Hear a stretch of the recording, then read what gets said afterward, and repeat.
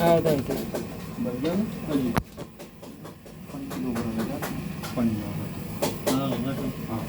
ਸਹੀ ਹੈ ਦੇਖੀ